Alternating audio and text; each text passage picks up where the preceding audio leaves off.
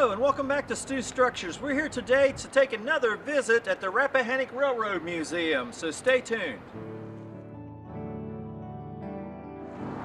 So since my last video of the Rappahannock Rail Road Museum, they've done some upgrades and came along a good little ways with what they've got going on here. So I just wanted to do an update and show you where they're at this point in time, and even get to see a few little run-bys of some of the model railroad this time. So let's start looking around and see what we can find. I'm just going to do some real quick look-throughs of some of the equipment and stuff. Go back through my original video, or my first visit to the museum here, and there's more of a description of some of these cars and things. The N&W caboose has been painted since the last video that we did. These four cars are their main full-size equipment that they have. They have a lot of small maintenance of way equipment too, which you can see some run-bys of some of the things they do with that in the previous video as well. They store all that equipment in these steel shipping containers back here and transfer them to the rails on Saturdays. And I believe I had these trailers showing in my first video, but they've added these ramps and made everything handicap accessible since then. And we'll just go ahead and take a look inside at this point. In the first trailer is the main exhibit area. They have an area here you can sit down, watch videos, and relax during your stay if you need to. There's an area here where the kids can actually play with some toy trains and get their hands on as well, so they'll touch the other stuff maybe a little bit less. But there's one area along one whole wall where some of the larger artifacts here are being shown. Just kind of flying through a lot of this stuff, so it's not meant to show every piece of artifacts that they have in their collection. They do have a nice collection. There's a bunch of stuff in this building, as well as still hand tools and stuff like that in the baggage car that they still have on display. But a lot of variable subject matter in all of this, even a Fred for tail end display here. And then they have, I think, 6 or 7 showcases that they also have tons of stuff in, and I'm just going to briefly go through these. And it's everywhere from track nails to lanterns. They do have several different type of ledgers and things. The main area where this is located at was on the Richmond, Fredericksburg, and Potomac Railroad, the RF&P, and a lot of the artifacts are from the RF&P, and they've got them all stored in these showcases, and like I said, in the baggage cart as well. And just continuing on here, showing a lot of the artifacts. The RF&P is not the only thing. Here you see some Pennsy stuff, some CSX, because CSX owns the railroad now through this area down to between Washington and Richmond. But there's definitely a lot of this RF&P stuff. A picture of the caboose during its better days when it was in service that they have in their collection here, and a whistle off the end of a caboose. But a lot of different manuals and things that were used by the railroad to keep track of things, different rules they operated by. Various pins, oil cans, just tons and tons of memorabilia. And a lot of times when you're modeling and doing things like that, this is the kind of stuff that really comes in handy. Charts that showed when trains came through, maybe what cars were on those trains. If you're wanting to do prototypical operations on your model railroad, all those kind of things will give you what was actually moving in those areas at that period of time, what the train numbers were, what their schedules were, what equipment was used on those trailers. So areas like this and museums that have that kind of information, if you can't find it anywhere else, are a good place to go to find out some of that information. I also belong to the B&O Railroad Historical Society, and I've taken part working in their archives for about 3.5 years, several years ago, and just came up with tons and tons of information that will help me to do my model railroad when it eventually comes down to that time. But here is close to the last of their showcases. They just have a couple smaller cases here with paper goods that they have in their collection as well. And then we move over to the other trailer, which is their model railroad room. And right now that is set up for Christmas. and just kind of a quick glimpse at the HO modules here. All these modules they used to use in shows at Christmas time to help fund the restoration of their life-size equipment. Now they've kind of quit doing those shows, so they just decided to use these modules here. And you can't see much of the yard down behind. It's up against the wall, so it's not really visible to the public. They just make up their trains that will go around the modules back here. And then as you come around the front, you can see a farm module here, and then on down across the front. This farm module is one I did back in the 80s. I can't remember exactly what year it was, maybe 1990 at the very latest. The little tan house that you see here and the barn and stuff are scratch built on it. It's been changed a little bit since I am no longer in the society, and they've taken some stuff off and replaced it with other stuff. Here's a little better shot of that. The barn and the chicken coop were done pretty well. The garden area and the one tan house, a scratch built, a little rough but not bad. And then just a shot down around the rest of the modules. These are continually a work in process. These got moved around a lot over the years and stored in the box car that they have out there, so they've been beat up. The kids really enjoy this scene here of the circus and the carnival area.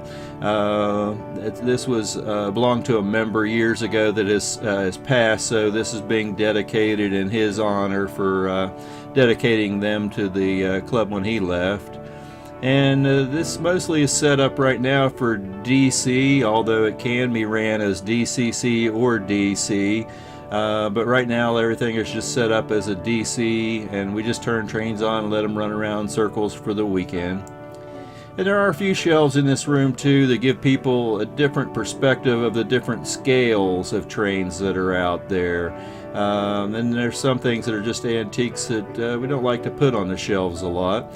Here's just a small N scale layout. We don't have it up and running this morning because it's cold and miserable outside and there's not a lot of people coming through, so currently it isn't running. And on the other side of this trailer we have this large 027 Lionel track set up. And there are plans to probably go ahead and add one big loop of G scale onto this table as well. And just to do kind of a flyby of a train and show a couple other things that are going on with this table. You can see several trains setting in the background that are not being ran this morning. Here's a VRE train, which is the local commuter train for this area that commutes up to DC from the Virginia area. So here I'm just going to show you real briefly some of the small equipment that they use on Saturday mornings. There's a lot more of this showing and a better description of this in the earlier video that I did on the Rappahannock Rail Road Museum. So go back and watch that video and get a little more information. But basically, like I said earlier in the video, they store all their cars and equipment in these steel shipping containers. One of the members years ago designed this transfer table, and it just folds up and fits into the end, the ramps and everything of one of the shipping containers. And then on Saturdays you bring the pieces out and set them together, and then you can move these cars out and put them on the transfer table and move them to the main rail and get a little train put together. Normally on Saturday mornings from 9 to 12 they put a small train together and offer rides to people for quite a bit of the area here that's in this manufacturing area. The county owns all the track back in this industrial park, and it goes out and meets with the main line on the CSX track, but on the weekends it's all locked out. So in order to fund everything that these guys do, they take contributions on the weekends and give people rides on this train. And here you see the speeder coming out. This was a small speeder that I came across in a scrapyard in Philippi, West Virginia, along with one of the back-to-back seat cars. And we contacted CSX and they gave us permission to go up and save it. It's set around for years, and finally was able to free up the motor and put it together, and now it's what's used to haul this little tiny excursion train every weekend now. And it does a really nice job. A very small motor in it, but it's very economical, and it does a really nice job of taking the people out. I guess about a quarter of a mile or a little more than that to meet the main line. And you can see people just wait in that little shed down there and enter onto the cars at that point in time. And then there's 3 or 4 people that go out with them, the engineer that runs the speeder, and 2 to 3 other people that flag the crossings and that kind of thing. Everything is done with the highest safety that can be possible. Here you can see a shot that I showed in the earlier video of the speeder coming out. This is about, I don't know, maybe a quarter of a mile or away or so from where you saw the boarding area. Now they do have a small activating device that hooks to the rail down there that's radio activated, and they press a button on their little speeder and these gates come down, but they always send out flagmen too to make sure that the cars are going to stop. It's just a safety thing, and try to be as safe as possible whenever we can. So when everything's stopped, the speeder comes on across the crossing. You can see this morning there's several people on this particular ride.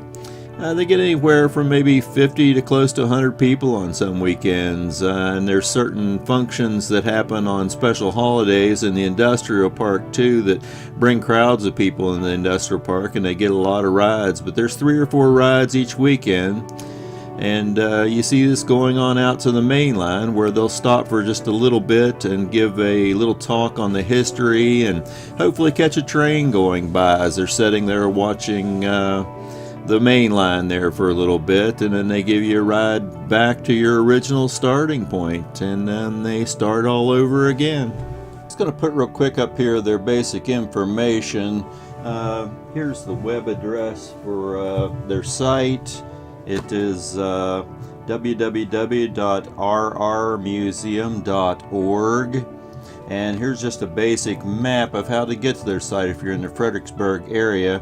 Off of I-95, take Route 3 east and go to 17 and 2 and go from there. Okay, so there's a quick update on the Rappahannock Railroad Museum. They got a good thing going on there. It's amazing how far they've came over the years. They started in the late 80s, like I've said before, and it's just amazing how much they've accomplished with volunteer help and with no funding, just donations over the years. And it really is a nice place. So if you're going through Fredericksburg, West Virginia, which is off just not too far off of Interstate I-95, halfway between Washington, D.C. and Richmond, Virginia, go ahead and stop in on Saturday mornings from 9 to 12 and see what they've got going on. It's really a nice place to visit, so stop in there. And if you live in the area, go by and help them out. Do some donations of volunteer work on weekends or any other time that they've got stuff going on, and help them out. It's a great bunch of people to know and be involved with in the railroad community. So we're back to getting started on building the beanery. I've got some more work done. Hopefully here in a couple days we'll get one more video out on that and proceed on from there. Want to wish everybody a Merry Christmas and a Happy New Year, or Happy Holiday, depending on your faith, I guess. I'm a Christian. I do believe in Merry Christmas. So in any case, y'all take care. Share the video, like it, hit the subscribe button down below. There's a lot of good new material coming up on this build and several other buildings that we've got to build when this one's all said and done. So stay tuned to the channel and get hooked up and see what's coming along. So hope you get some model railroading done over these bad weather periods when you can't be outside over the winter doing anything else. And spend some time with your family over the holidays, and happy model railroading.